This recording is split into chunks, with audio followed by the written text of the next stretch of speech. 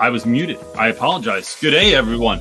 It is Sunday, which means it's Sunday 1 o'clock. It's time for Sunday Night Talk, a show where we show up for one another and try and help each other be the best that we can be and who we're called to be in this coming week. I don't know that you're gonna be able to make that a lot better. We need some light that's showing up in my Philly poster right here that is messing with my life. So look, y'all, to kind of kick it off, I've been thinking about I know this happened like maybe a week ago or 2 weeks ago. This New York City decided to get rid of snow days and move to like virtual learning if there's snow. And I know a lot of folks are falling on one side or the other of this argument, but when I think about this, I think about a couple of things. One, is it great to not have students like venture out into like unbelievable weather, especially when you're talking about taking the subway, you're taking the bus, you're walking places. Did everyone shovel? Is it slippery out? Is it icy out? Stuff like that. I know that everyone likes to think that back in their day, they walked uphill both ways to the school in the snow, but we just know that's not always true. And so when I'm thinking about these young people, I think that that's a really great idea to take the safety of others and make new policy. The flip side of this, though, is that I think there is this thing going on in education, and has been for a long time, where we are constantly trying to like cram more education in at every possible turn, right? So like we have these programs where like they don't allow space for teachers to take a break, to just talk to their kids, to just see where they are. Like it is this focus on rigor that is so mind-boggling, but I don't know that we're really producing students at the high school level when they graduate that are a whole lot better off than they were 10 to 20 years ago. I don't think that students that are graduating now are any better off than when I graduated almost 30 years ago. And so, gosh, that made me really feel old when I just said that part. But, so I just think that there's something to consider when we consider how we can best help students. We sometimes create these educational situations, paradigms for students where we are assuming that like kids are all great. They're good. Your parents are married. You're loved. You had a healthy breakfast when you came into school today. And like, you're ready to learn. You want to learn. You love this content area. Why wouldn't you just want to show up and do your best for it?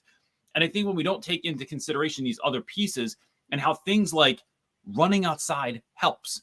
Like my students at the school, when I was working in West Philly, it was from 8 o'clock in the morning till 4 or 5, depending on the year, that my students were at school and they were staying steady.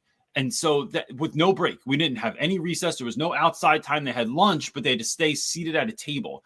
So kids, except for the 3 minutes they had between classes, that they were yelled at the whole time too, to hurry up and get to your next class, there was no downtime for a young person. Even when I think back to when my kids were at the elementary school in the neighborhood that we live in, they were given 7 minutes to play on the playground every day.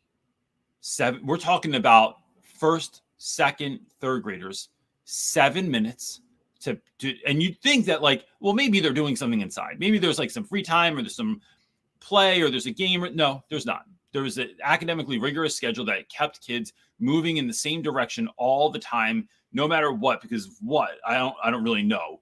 But I just think there's something to think about in that like one, like we're not thinking of all the pieces all the time. We're not thinking of the kids that have 5 kids in a house, 6 kids in a house, and the strain that is on their internet when trying to log on with 5 to 6 people at a time. Or if your internet just sucks, or if you're in like in a part of town where like it's not reaching you. So I just think that there's more to consider when passing like big, new laws like this. Where are we taking children into account? Because it never feels like it. It feels like we're taking into account what adults want to look like and feel like, and the air that they want to put off of our schools like this. We're so academically rigorous. The snow doesn't stop us. So just that's a little bit of that topic that I've been thinking about that I think has not been really communicated in the news, as if I watch the news very much. Watch this cord. You're pulling on a lot. Cool. Ready? I am. Let's jump in. All right. Our first question is coming from Sean. He's saying, first, my family thanks you for your advice. They're looking into that Monday for my niece. And what he's referring to is we were talking, he had a question in the group, in the Facebook group, about his niece and a possible reading issue and learning differences. So a lot of people gave some great advice for that. Best Facebook. Yeah, it is such a great group. Okay, so he's saying, my question is, do you think the system will ever change so kids are not afraid to go to school because they can't read? And is there anything I could do to affect change, being that I'm going into high school? So, Sean. So he's not a teacher yet. He's still in school. I think he said he has about 2 more years. Yeah. Is there anything that's going to change? What do you got?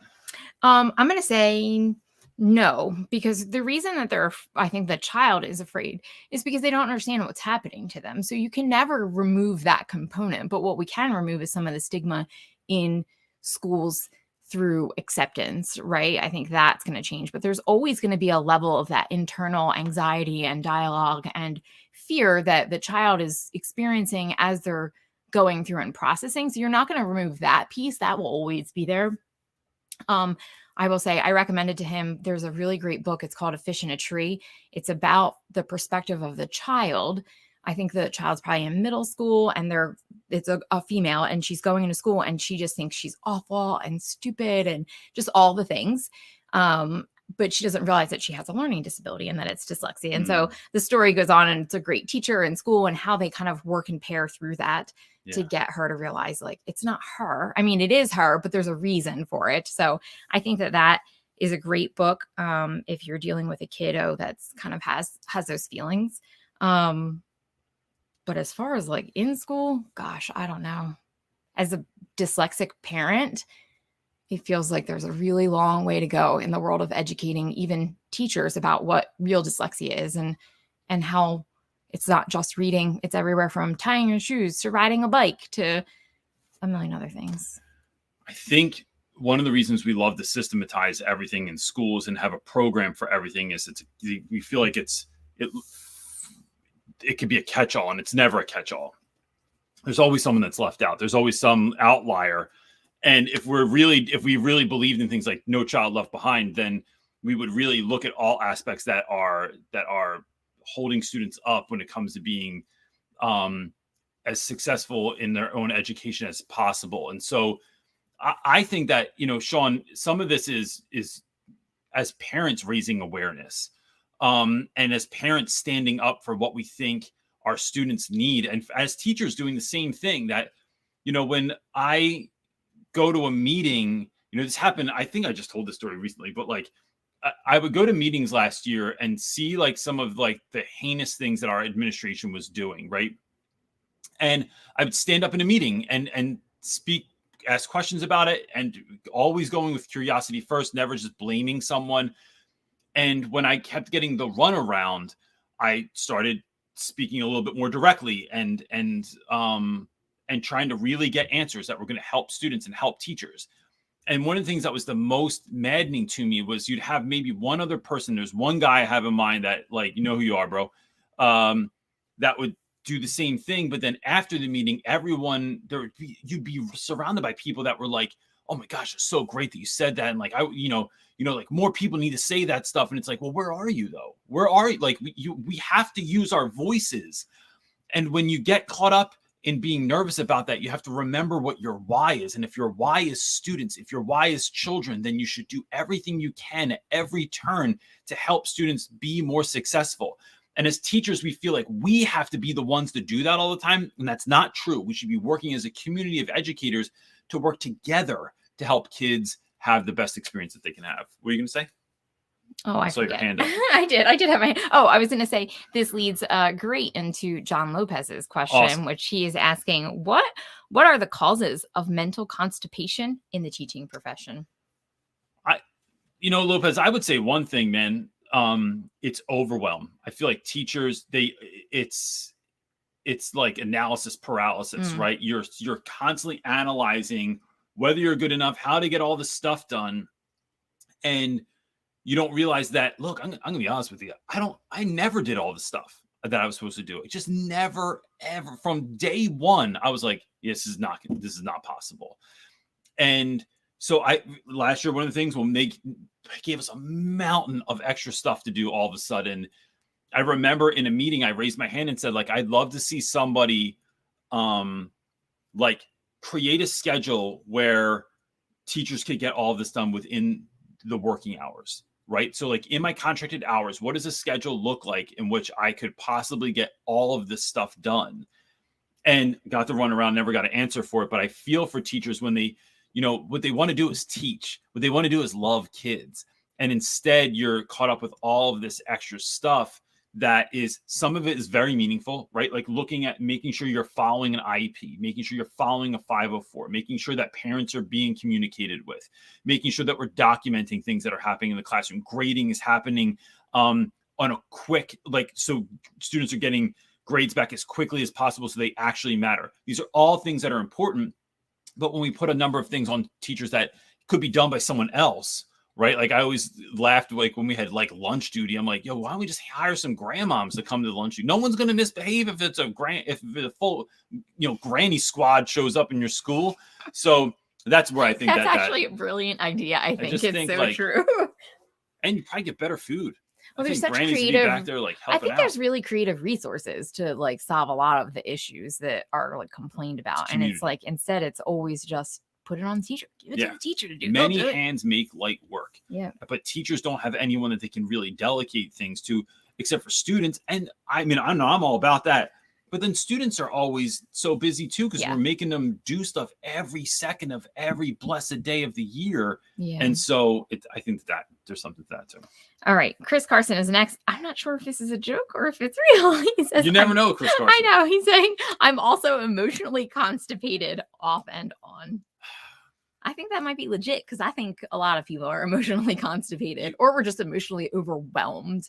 I think because you don't feel that there's time for. Look, I'm going to tell you right now, I'm in the same space right now. We had an emotionally overwhelming week. It is when you are, especially like head of your household, right? Like, so my wife and I, head of the household, and the kids are having emotional breakdowns, or they need something, or someone needs to talk, or someone needs to go somewhere, and there's only so much bandwidth and mind share that you have.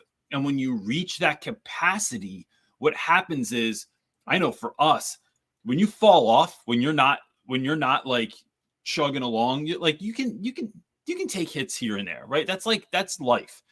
When it feels overwhelming, the danger in that is it takes you so much longer to bounce back from that. Now, look, I will say that both of us, the older we've gotten and the more work, not just the older that we've gotten, the older we've gotten, and we've put an enormous amount of work over the last 30 years into ourselves, that helps you to bounce back quicker, and to see the signs. It's like, oh, I'm about to go off the cliff. Because look, as soon as you go off the cliff, you know what you got to do? If it doesn't kill you, you got to climb back up that thing. And that takes a long ass time to climb back up, right? Like, that's what I'm learning. You know what I mean? Like you missed the bridge because you were driving too fast and crazy, and you went off the cliff, and it's like, now the car's wrecked. I got to climb back up to the top of the damn cliff. So it's being mindful of some of those things, and really putting in place like maybe this is your month. Maybe this is your week. Experiment with 2 days a week. I'm going to make it easier on myself. I'm going to love myself. I'm going to do something that's great for myself. So it's pouring that back in. No. What do you got? All right. Our next question is coming from Shawnzy. Is that? Yep. Okay. All right. My mom passed away last week. Oh my gosh. I'm so sorry. And I'm going back to school, feeling anxious about being a teacher while grieving. Any advice on how to do this and how to tell students 8th grade? Thank you to you both. So, but yeah, I got you. First of all, I am very, very sorry. As someone that lost his mom, both my parents, when I was younger, it is not something that is easy to go through, even if you don't like your parents. Like, it's not easy to go through. But I will say that this time has to be about you. And if that means that this school year isn't as awesome as you thought it was going to be, you have to do the work to heal from that. So I really recommend, like, whether you join a group, whether you get into therapy, um, there's a lot coming your way that they'll have to process, and even some of the things that you're not even thinking about yet. And so, I'm not saying that to be daunting. I'm just saying that as like, this is the experience. And so, with your students, I think the power in sharing with your students and telling them what happened is that you're giving students an opportunity to be empathetic and to see how you are going to do stuff. Like, right, like our kids are always looking at how we are handling things. And so you don't know what kids are going through. I mean, it's only a few weeks into school, unless you're like in Georgia, then you've been in there for like 2 months, basically Christmas vacation. But like,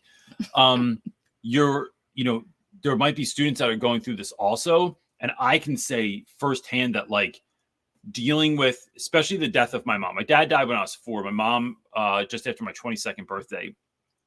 It is that I've pulled on that experience to help tons of, I'm going to say hundreds of students at this point, where like you can show up and it's going to give you a level of empathy. And so that's one of the things and going back to school, go back at your own capacity. I wouldn't do a whole bunch of extra stuff. I wouldn't sign up for extra things.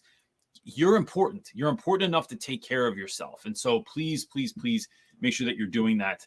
And if there's anything we can help with, if there's anything you need, you can just shoot us the email right at realrapwithreynolds@gmail.com. I'd be happy to try and help with anything, but I'm sorry.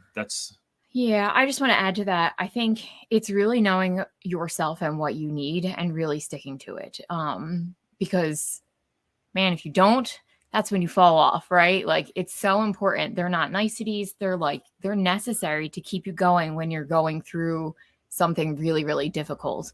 And I don't think every day I'm 3 years after my dad has passed, and not quite 3 yet for my brother, but those are still digging up all kinds of things for me. And I just realized this week I fell off the track, and I realized I wasn't doing like all the things that I need to do to self-care, to take care of me, so then I can take care of all the things that are my responsibility. So it really comes down to like caring for yourself and putting yourself first and foremost. And don't ever feel guilty about that. It's necessary. No. Tell them the Reynolds said it's okay. Mm-hmm. Here's a real practical tip though, too. So it's okay to cry at school, by the way. After my mom died, I feel like I cry at everything. I'll be like watching some movie that's not even that sad, and I'm just getting all misty-eyed and stuff. But when you feel like you can't cry or your eyes hurt from crying too much, this is a weird tip. This is a real weird tip that really works. If you pinch the skin under your eyes like this, I don't know why it works. Like your cheekbone kind of area, right and pull here, down. The tears will not come out. So sometimes you cry so much like your eyes start hurting. It's a real tip, right? Just do this. Someone's going to screenshot this. You just go like this, and it makes you stop crying. I don't know what it is, but John Lopez probably knows why that works. And then since we're just giving odd tips, another one that works is if you're in a loud space, like you're at a concert and you can't hear someone. I don't know what this part of your ear is called. John Lopez probably also knows that, but this little sticky outy part. Oh, I knew what that's called. If you push that in or push somebody else's in and then talk to them, it's like a button that is noise canceling. Like you literally can hear clear as day. It could be I have been front row at a rock concert. I was at a front row at I was with Romina. She took me to see Foo Fighters. Romina's the student that wrote the foreword for my book. And she was trying to talk to me. I couldn't hear, or I was trying to talk to her. She couldn't hear. And I was like, listen, I'm like, this is going to be weird. But I pushed it in on her ear, and she like freaks everybody out. But then you do it and they can hear. Same thing works. You just go like that and you won't cry anymore. It's magical. John Lopez said tear ducts are in that part of the face. Oh, I guess you're pinching them off. It's like when you're cranking a hose or something like that. Oh, gosh. Okay, let's go to Miss Gonzalez and hold on to your hat. This is a 5-parter. She's saying, happy Sunday. The boot camp follow-up was amazing, by the way. My brain hasn't turned off. I have a certain flow to my class, warm-up, agenda, lessons / studio time, etc. I just realized it said 1 of 5. That's what I said. So can I do attendance? So I can do attendance, and then we can get going on the rest of the stuff. I have several very special flowers who are extremely wiggly and more interested in doing their own thing than what we are supposed to do. I don't mind changing things up, but I'm afraid if I don't start with some sort of warm up, I will forget to take attendance, which seems to happen every time I get off routine. I also do think consistency is beneficial for the kids. What would your suggestions be to balance this? I think. Oh, wait, that's only 4 out of 5. Oh, And get them started quickly, keep them interested, moving if possible, but also getting to the art projects we should be doing. No worries. It was long. No worries.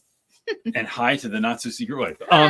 No problems. I like a fully fleshed out question. Sometimes that's why we were doing like the people popping in that we did before, because it gave me an opportunity to like get a little bit more out of folks. And so, I think I've done a number of different things with this, and I know other friends that have done things with this as well. One of the things is, like I said last night, if you time that journal entry, that writing prompt, that whatever the do now is, the bell ringer is that you're doing in the beginning of class, that helps create a sense of urgency.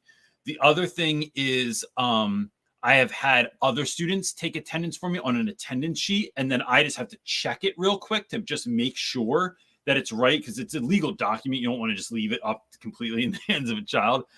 But like I have had folks that it was like, especially the squirrely ones, hey, look, come here. I need you to take attendance real quick. And then you, other squirrel, come here. You're going to check the attendance to make sure that what they did was right. There's other ways I've done it where I've tried to make it fun, where it was like, I'm going to take attendance and I need you to say it loud, like if you're here or not. Or I've had ways where like kids have talked, like we've had days like where it's like, all right, you have to answer like in a French accent or a country accent or whatever, so that it's like you're moving through.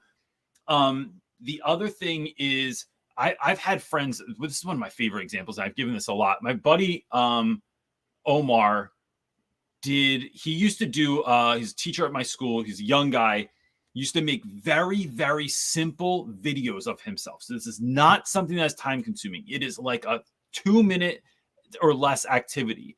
And he would just like be out and about. And he's like at the car wash, and he would just think of a math problem, and he'd be like, all right, hold up the iPhone. All right, here's the deal. I'm at the car wash, and this car wash is this much, and this one's this much, and this one's this much.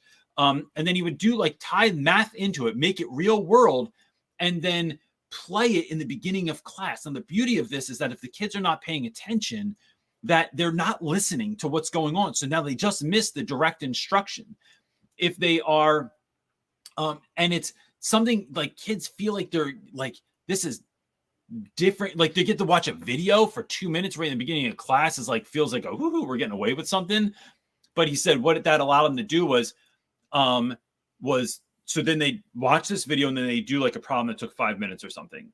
He said when doing that, it allowed him to do attendance. It allowed him to collect homework and to get any kids squared away that came in late.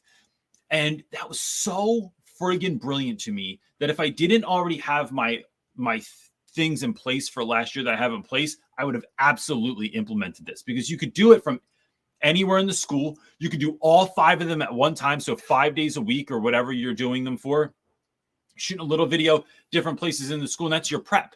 And then you can just use them from year after year. It's not like you have to like redo them. It'll be kind of funny, especially if your hair was different or something like that.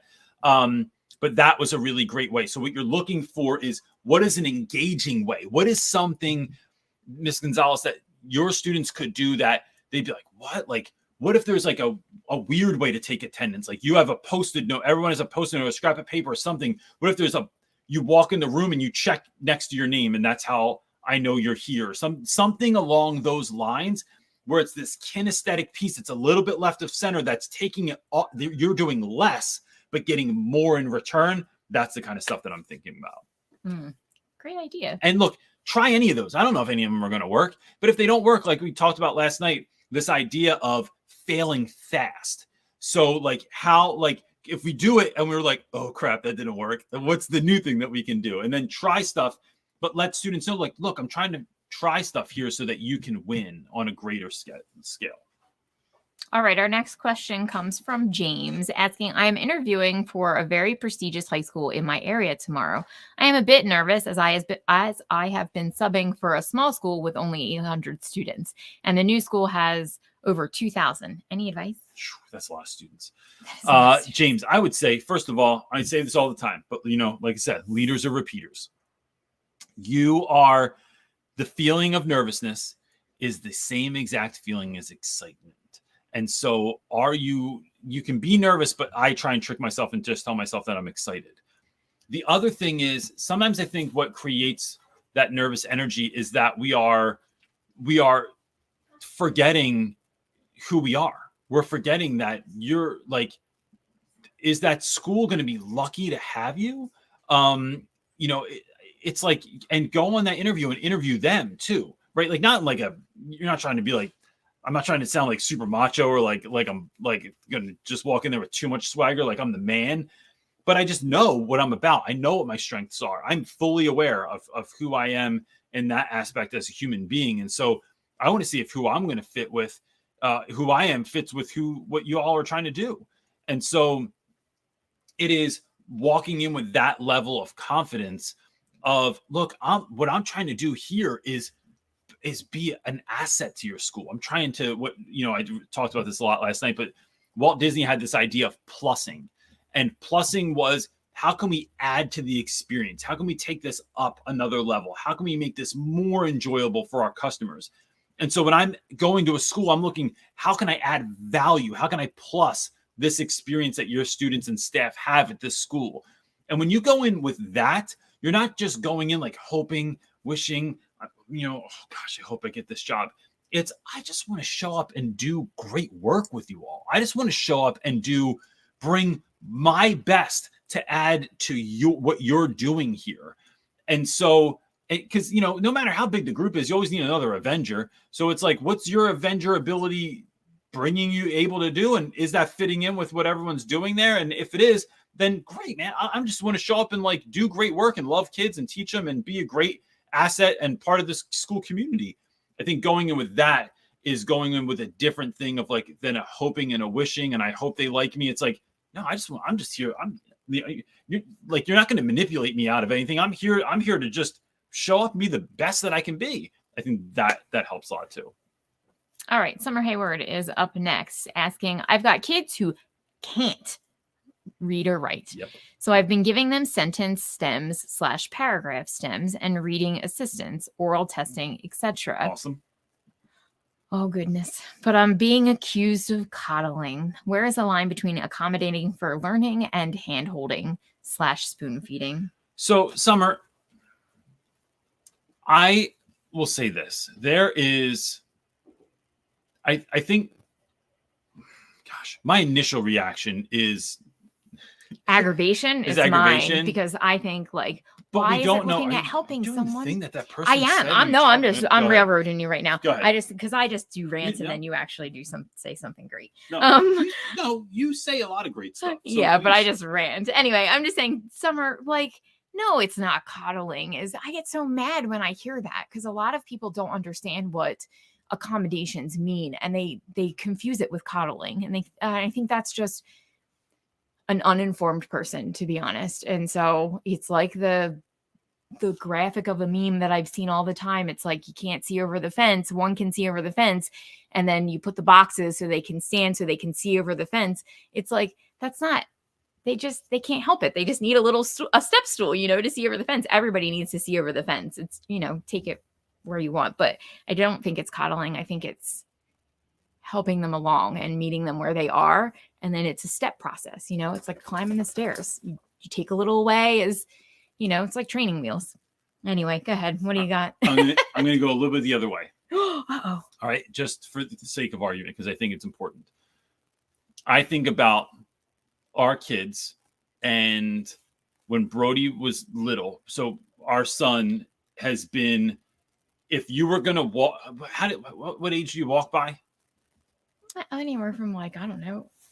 I forget when it starts. Little to let's say 15 it's between, months is at the end. I know 15 months. I don't know. I'm just going to make it up. Let's say it's between 10 and 12 months, right? I have no idea. I don't remember.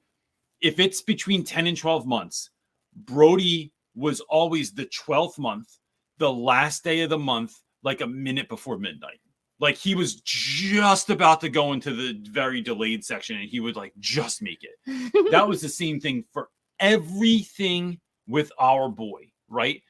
And so we always had the good opinion of others reaching out and saying like, hey, what's going on with this? Or why doesn't your kid do this? Or, Should you still be tying his shoes? Should you still be whatever it was? And we know our kid. Now, I will say there were times when I got to a point where I had to, like, through a series of events where you do have to at least pause and listen. I think there's value in listening to the good opinion of others, to think like, well, am I? Like, no, is I that think you right? have to look at the child, though. I think it's especially with, I will say that is true for especially kids with learning disabilities and difficulty. They can ride on that, right? It's easy. You have to balance between, like, there is a discernment level, right? To balance between, like, okay, are they taking advantage of my help, or are we really struggling with an area? And I think it's just a discernment. Yeah. But really, as the teacher, she is the only one that can do that. To the outsiders, it may look like we're coddling, but you know your child, you know your student. But I still think it's good for you to just take a pause and wonder, because then I see, like, bro now will be like, he'll be like, I can't do that, I'm dyslexic. And I'm like, bro, stop. Like, what? Yeah, that one. Like, it's like, he'll just be like, I'd be like, did you brush your teeth? No, I forgot. Why? Like, then go do it. I'm dyslexic. Being dyslexic doesn't mean you forgot to brush your teeth. It is like, that is not part of the thing. And so it's just taking that time to pause. But, you know, and then ask someone that's trusted, maybe, if you're feeling some type of way about it. But look, the bottom line is, when you know what's right for your students, do that. Who cares what other people are saying, right? You have to be, Wayne Dyer used to say, you are independent of the good opinion of others.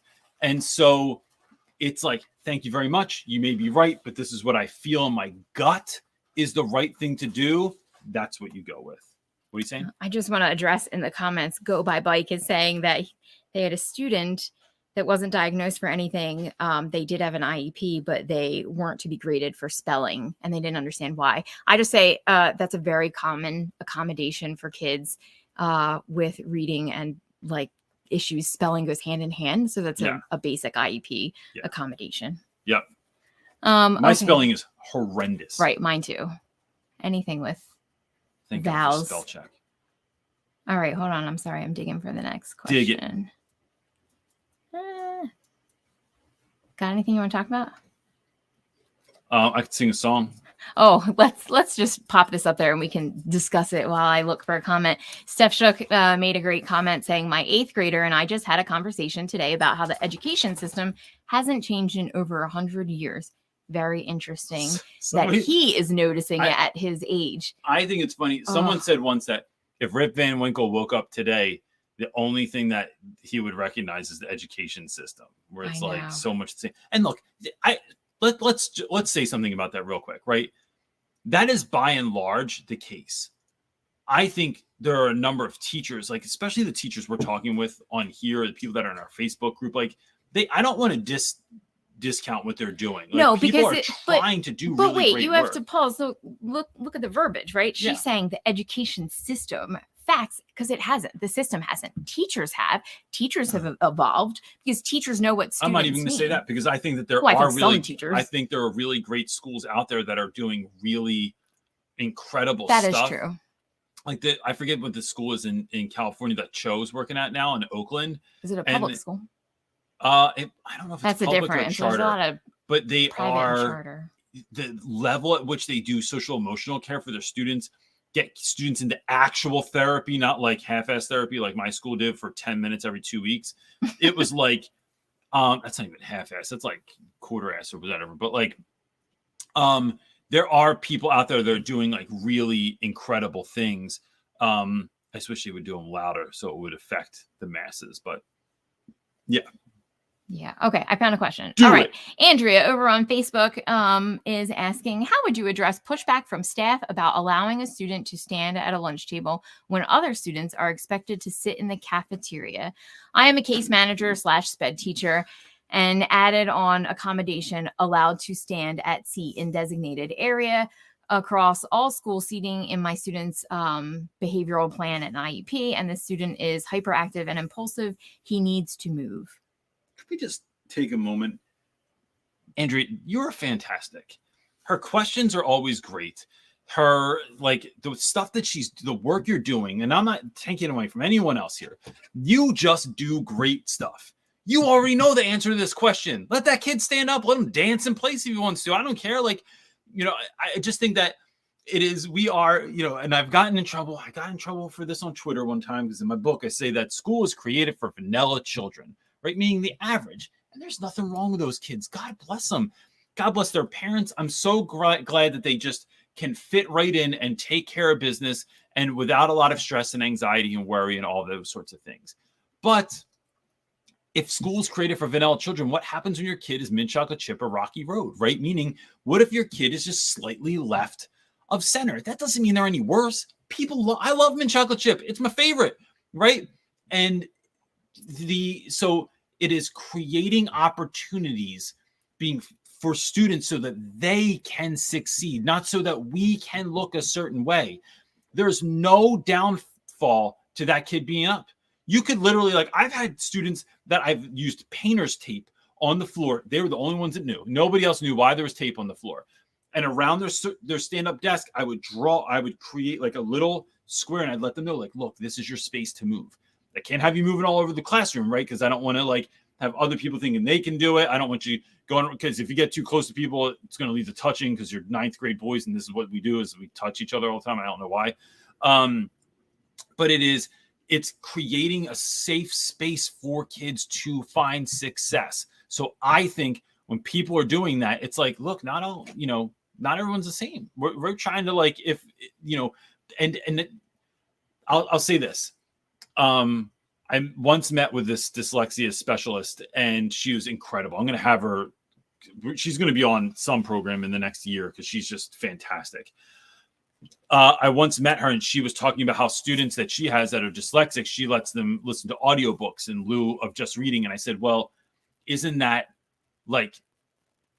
seem like we're enabling students at all, right? And this was my own not knowing, right? I know this is driving you crazy right now, but I just didn't know. I said, isn't that enabling students? And she said, if a child was blind, would you give them Braille, or would you say, no, you better read that book? You better try harder to read that book.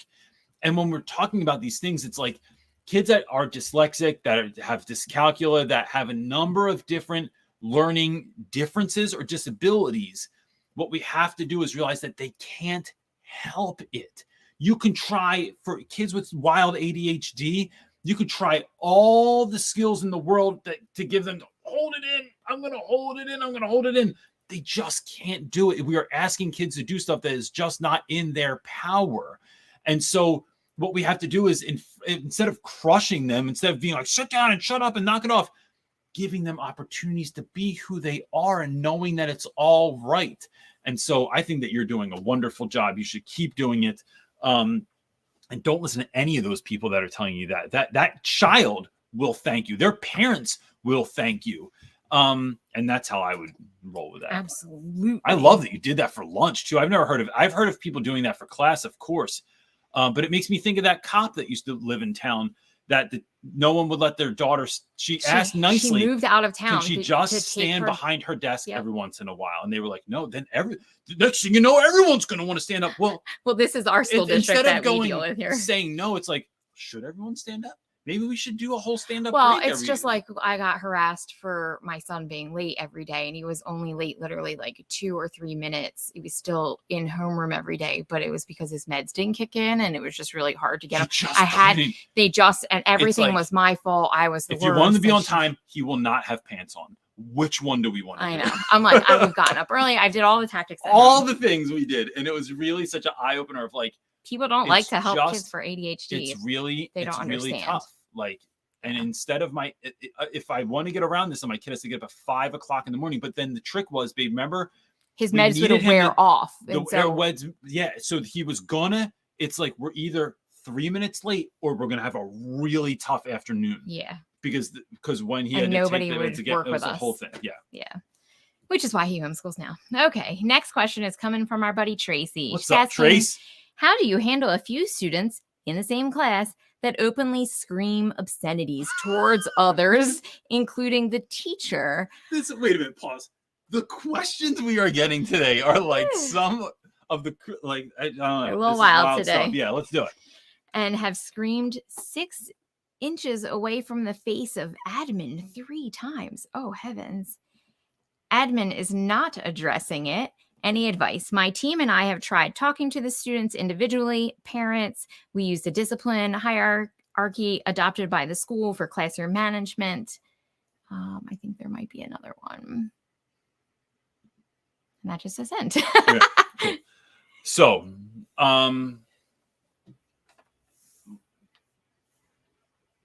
so why are they like, my question is why are they screaming? Is there like an actual issue, There or has to is be. it just, are we just being like buttheads? Either way, there's an issue. Well, yeah, even if you're a butthead, sure, Right. there's a reason why you're behaving that way. Or if there's like a, do you have, I'm going to say this, so Tracy's saying all the right stuff here, right? Talking to students individually, talking to parents, going to administration,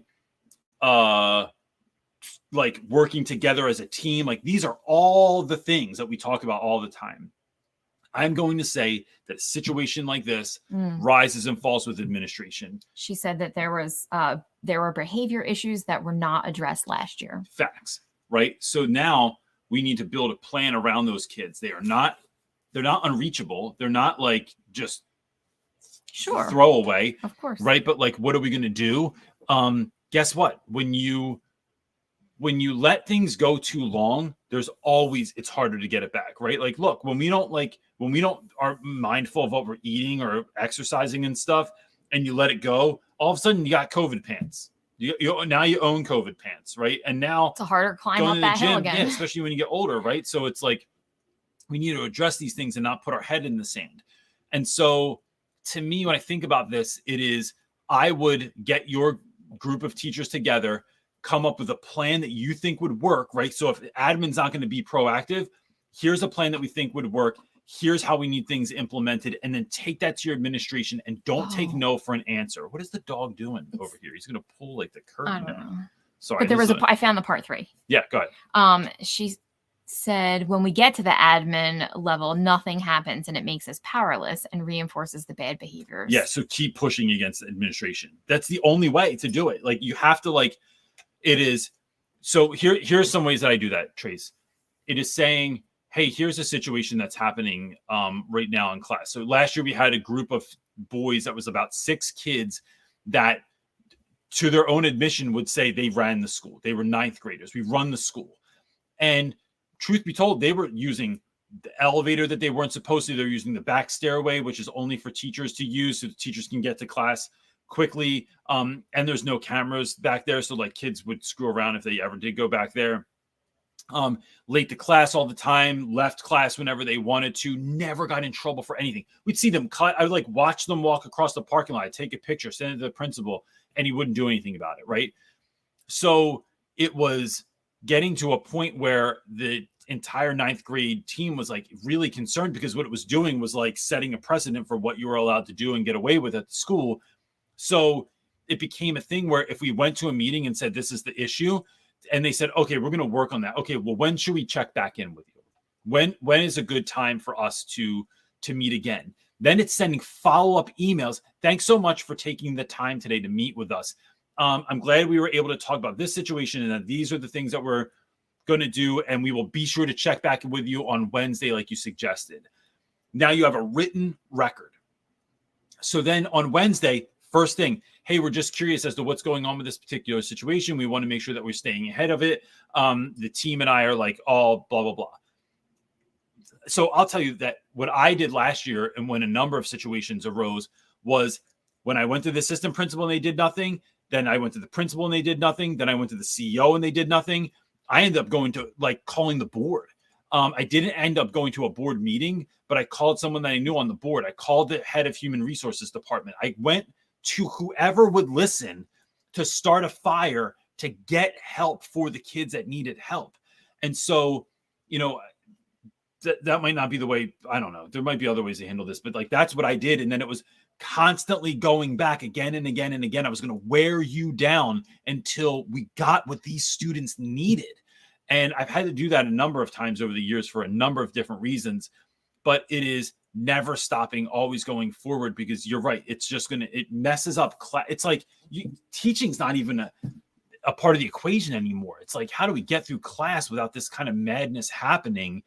And also, these kids are being failed if we let them do this sort of thing, right? It's not just about us being right or kids behaving or learning how to do things the right way. It's like, no, we want you to be successful, and you're not. You're doing the opposite of being successful right now. And so how can we best help you? That's going to take somebody that's actually in charge, that's actually willing to lead the situation. And so that's what I would do there. All right, Steph Shuck is next, and she's asking, how can you address to admin that we are solving all the problems that they are imposing on us? It's definitely above our pay grade, and we are doing the best we can, but why do we have to fix it? She says it's just not possible to get it all done in a 40-hour work week. No, so just get done what you can get done in a 40-hour work week and just don't do anything else. And I know that's really hard to say, but it's like it is. I think that's what you communicate to your admin also. I think that was the crux of like what you communicated with your admin was like, no, but what you're asking me, I can't get it all done. So I have to go as the teacher and like parcel out what's really important. And my focus is what's important is the students and how am I meeting their needs. And that's what I'm going to focus on. And then you kind of just let everything else go. Well, whatever needed to go to the wayside, but that's how you explained it. It's like, I'm doing my job full force all day long. Like I'm doing what I'm doing, but you put too much on. Yeah. It's like you're at a full sprint and someone says, go faster. Yeah. So what we had some success with last year was I have this guy, Mr. Case, that I worked with, that in the midst of so what happened last year was this whole new leadership team came in. They implemented all these new rules and things that we had to do. And it was completely overwhelming. And so Case saw what was happening. And so he planned a meeting, told admin that he was going to do it. Look, I'm going to have a meeting that no administration are invited to, but we want to give teachers a safe space to talk about what's going on and what's happening with them and their students. So we did this, and Case had a meeting, and he said, look, this is not just about complaining, that we can share some of the things that are going on, but like, this isn't just like a complaining session. What we're going to do is try to come up with solutions to try and show them what we need from them to be able to be successful. And I will say that in the beginning, that worked well because we had the meeting. Case and two other teachers went to the administration, brought to them like, here's a dozen things that are really kind of messed up and that we need help with. What are you looking for? I was just gonna see if you need some water. No, I'm good. Thank you though. So they went, admin had a follow-up meeting with all of us and said, here's things that we're hearing. Here's exactly what we're going to do to fix them. Now, I will say that admin didn't follow through on just about anything they said they were going to do, right? They just it just fell apart.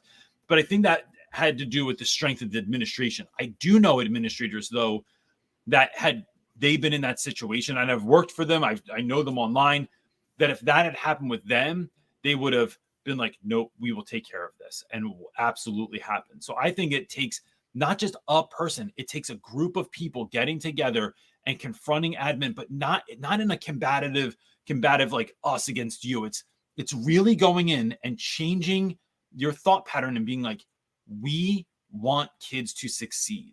The way things are happening, they are not succeeding.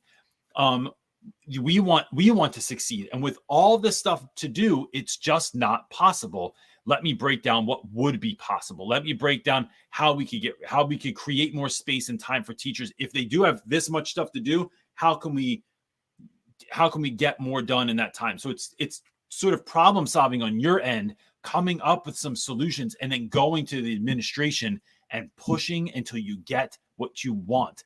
Because I'll tell you what, I pushed back so much last year that people stopped bothering me about stuff. Like I stopped getting called into the office as much and getting in trouble as much as I was, because they just knew what they were going to get when they dealt with me. I'd say Cho did the same thing. People didn't mess with Cho because they were like, do I really want to broach this subject with Cho? Because they know that you're going to do what they like you. I'm telling you, one of my most favorite lines ever as I get older is, you teach people how to treat you. Like, yes. When you set up boundaries, it teaches the other person, nope, you don't have access to me all the time. Or, nope, I'm not just going to do it because you say it. Yeah. Like, I will do it if it's admin part would text of the thing, me right? at like 11 o'clock at night, and they're like, Yeah, I text you. I'm like, yeah, I don't Answer read at text 11. Yeah. messages. And one, don't ever text message me. Use my school email. And two, like, no, this is Right. There's boundary lines. And I think that those are so important to Yeah. put on people. It's one of my favorite things as I grow older that I like learn, and I put a boundary line in. I'm telling you, it reminds me of, if you need some inspiration, it just makes me think Office Space. I feel like I had an Office Space moment when I was in school, right? Where like the guy tells him to come in on Saturdays and we're going to need you to stay a little bit longer. And then he has this moment where he kind of snaps and he's just like, I'm not going to be on Saturday. Like, that's not what I do. I'm going fishing, like, or whatever. I'm going to go do whatever I'm doing.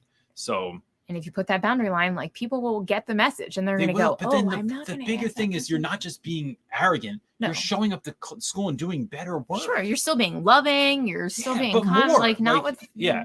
It's a big deal. Yeah. All right. All right. John Fox is next, asking, how do you measure or keep track of student growth in writing? Any ideas for how to adapt your system to middle school? So, John, this is a great question. I try to get as many mini writing samples as possible, right? So sometimes we're writing for length. Sometimes we're writing for, like, a research paper is clearly going to be longer than a journal entry or a short story. But what I'm looking for is I break it down so that I'm only looking for a handful of things at a time. I think some teachers make the mistake of, like, let's say students do a 5-paragraph essay and you're looking for all the things in the 5-paragraph essay instead of, like, talking about, like, maybe I'm looking for transition sentences. Maybe I'm looking to see that did you use facts and figures and stats correctly? Did you cite stuff correctly? Am I looking for more basic stuff like capitalization, punctuation, complete sentences, things of that nature? So I have rubrics for these different things that I'm looking for a thing, or maybe no more. It's never more than 5 things in a paper, because I don't also want to hand back something to a student that has a million things on it. That's like, oh gosh, it's so overwhelming. It makes you feel like a piece of crap. So it is how do I get kids there? And then once I start noticing that we're getting better, I start grading on something else and something else and something else. But that's like one of the ways that I do that. I think the other thing is having students correct writing is a really great way, because, you know, when we do that, sometimes kids are lazy in their own writing, but they know what's right and wrong. They know what they should and shouldn't be doing in their writing, but they also just know what they think they can get away with and what you're going to pass them with. So it's creating scenarios where they're grading something else or doing corrections on something else. And I know that for me, that helped me the best. I also say, and this is way old school, I think diagramming sentences is one of the best things we can have students do, because it turns writing, it makes it less romantic and makes it more like math. There is a system to it. There is a logic to why words go in a certain place and why this goes before this or after this, or why we have to add this onto the end of a word. There's a logic to that. And I think that is really, I want to learn how to diagram sentences. It's really fascinating. It's one of the best things I learned in college. I write in the weirdest form. Like, I switch words around all the time to go back to edit myself. And I'm like, gosh. But when you learn the logic of it, you start understanding, like, oh, that's why the verb goes here. And that's why the adverb goes here. And that's why I can't end the sentence in a preposition. Like, there's all these rules and logic to it. I think that's what our writing program that we're using with Birdie is like starting to. It's on a very small level. We're on, level 2 in the book. Yeah. But yeah, I like that. That's also how dyslexics learn, right? In this very systematic, organized way, which is why that's what a Orton Gillingham method does for students. And I think I may have said this already, but when you can take their writing to the real world, that actually matters. When it's getting published somewhere, maybe there's a blog that it goes up on, maybe it's going on the school website, maybe it's displayed in the hallway, or you're sending it to a celebrity, or whatever that is.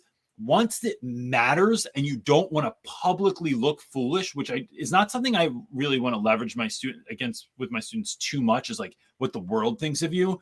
But there is a healthy fear there that you want to be able to be clear, to be concise, that your story matters, that your point matters, and that you want to get that stuff across and not look foolish. I think there's a healthy amount of fear in that as well. And so as often as I can, it's pushing students writing so that's public and facing and that they want to make sure that they, got it together.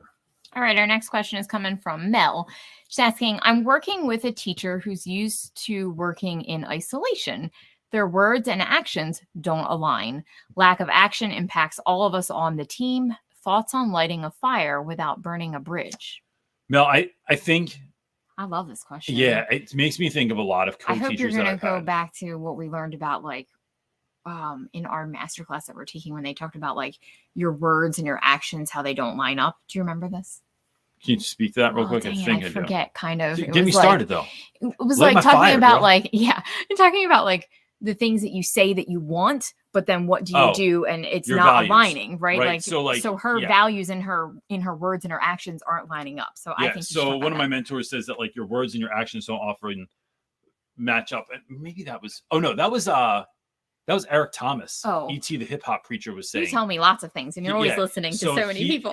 I was reading his new book, UOU, and he was saying that we say that we value our family, but then we only give them the scraps of us at the end of a long work day.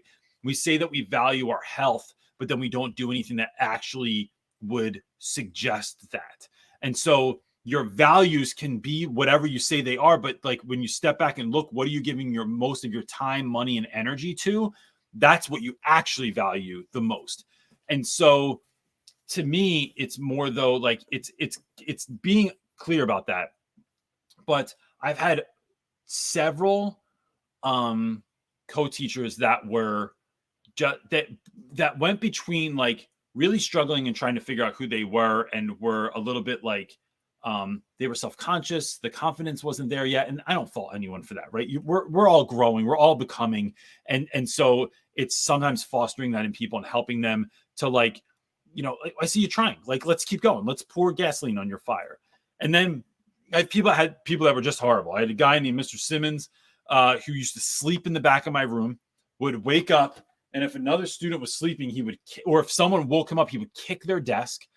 There were 1,000 things about him that were the worst.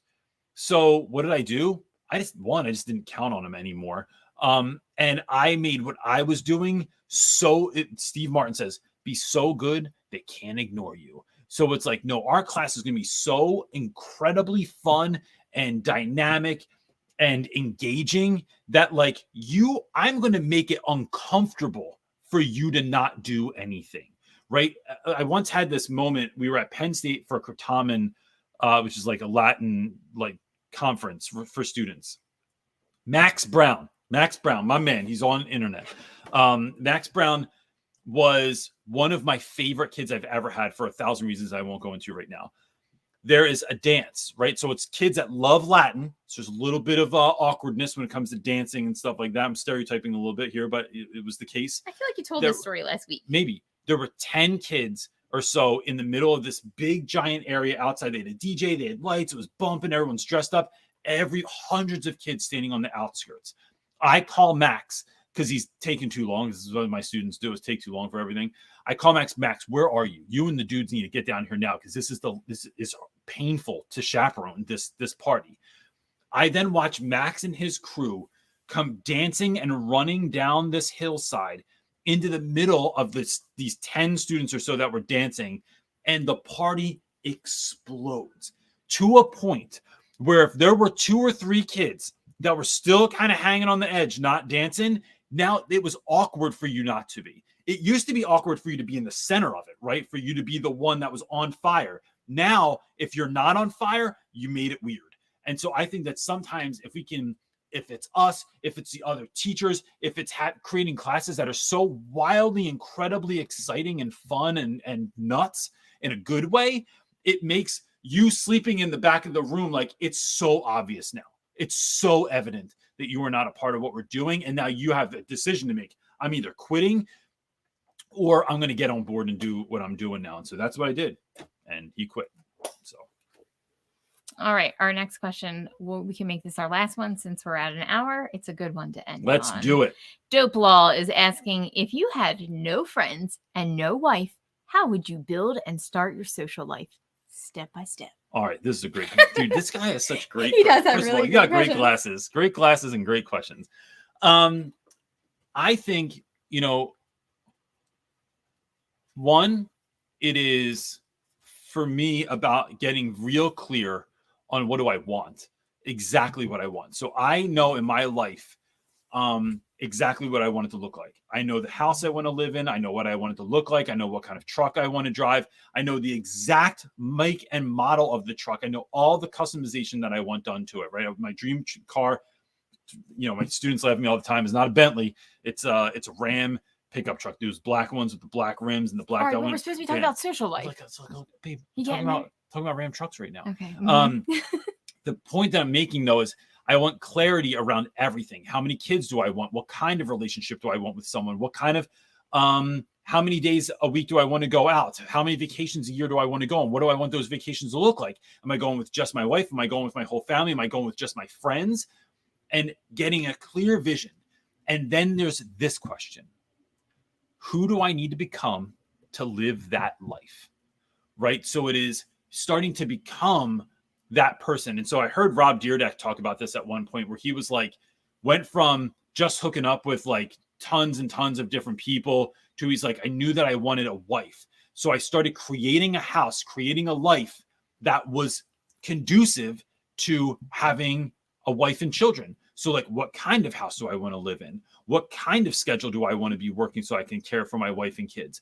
Instead of like trying to incorporate them into your, whatever you're doing, it is you are building from the bottom up. It's like being an architect of your own future, getting a vision for what you want, and then starting to put the pieces in place so that you can build that life out.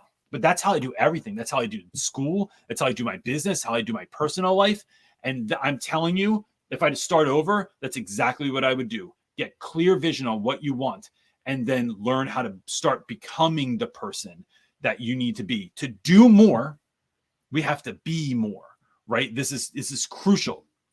Anything you want to do, if you want to do more in your life, you want to have more money, time, energy, you want to have less stress, you want to have more joy, you have to upgrade who you are to do those things. And I think when you upgrade who you are, you just vibrate higher and people just are attracted to you naturally. You don't even have to look for friends. They just come your way.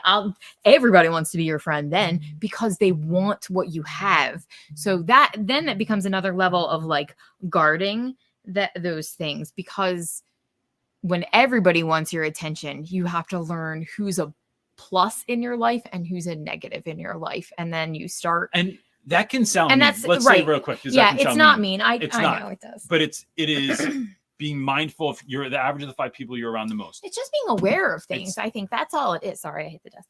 It's just being aware of those things. And when you're aware of them, then you know how to handle them and how to balance them. That's really all it's about. It's becoming aware about all the things in your life, inside, outside, how it affects you. And then how do you want to be? And then I think you just kind of like put them in the pocket and where they belong. It doesn't mean that you get rid of people in your life that are more the negative. It means you know that you have to be at your A game and on your best to have the capacity to be able to be the friend to that person, or when you should be hanging out with them. Maybe not hanging out with them if you're feeling hormonal and it's that time of a month if you're a female, right? There's like lots of different ways to handle those people. And it's not always a bad thing to say. You just brought periods into the podcast. I did.